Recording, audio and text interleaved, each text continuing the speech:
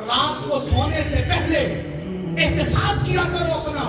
میں آنکھ جوڑ کے کہہ رہا ہوں, مہینے بعد خطاب سن کے واہ کر کے نہ جایا کرو.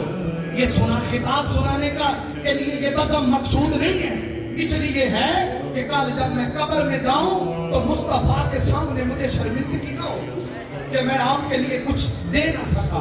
مجھے سرکار کے سامنے حضور خوش ہو کے کہہ دیں کہ باپ کو دیا تو چنگی ساڑی نوکری کی تھی. آپ سے یہی التماس ہے میرے نوجوانوں, بزرگوں, اگر کل آج ہم ذلت اور رسوائی کا منبع بن گئے تو اس کی وجہ کچھ اور نہیں ہے, ہم مصطفیٰ سے دور ہو گئے.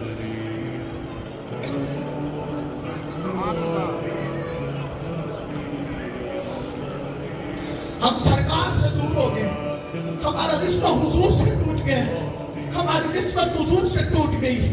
سوچا جب ہم نماز نہیں پڑھتے نوبت خضرا میں میرے آقا کو کتنی تکلیف ہوتی ہوگی. جب ہم جھوٹ بولتے ہیں, جب ہم لالچ کرتے ہیں, جب ہم چند مفادات اور چند سکوں کی خاطر, جھوٹی شہرت کی خاطر, جھوٹے مقصد کی خاطر اور جھوٹی چاؤ لالچ کی خاطر جب ہم جھوٹ بولتے ہیں, ہم نماز چھوڑتے ہیں, ہم حسد کرتے ہیں, ہم بغض کرتے ہیں, ہم لالچ کرتے ہیں, ارے مصطفیٰ کریم کو کتنی تکلیف ہوتی ہوگی. ارے لوگوں, ہاتھ جوڑ کے التجا کرتا ہوں, زندگی بڑی مختصر ہے. یہ آج نہیں تو کل ختم ہو جاتی ہے. یہ دولت یہی رہ جائے گی, یہ منصب یہی رہ جائیں گے, یہ معاملات یہی رہ جائیں گے.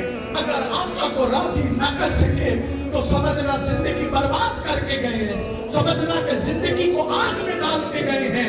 خدا کے واسطے مصطفیٰ سے رشتے کو پختہ کرو, نماز پڑھو, سچ بولو, حق ادا کرو, قرآن سے تعلق کو پختہ کرو, اپنی نسلوں کو, اپنے جوانوں کو, اپنے بچوں کو قرآن سکھاؤ, انہیں مسجد سے شغف دو.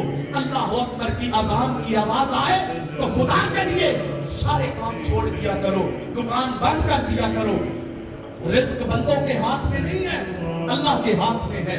آج تم اس وجہ سے دکان بند کر کے آؤ کہ نماز کا وقت ہو گیا. اللہ کی عزت کی قسم, تو اس کی خاطر آئے گا, وہ تیری خاطر آ کے رہے گا.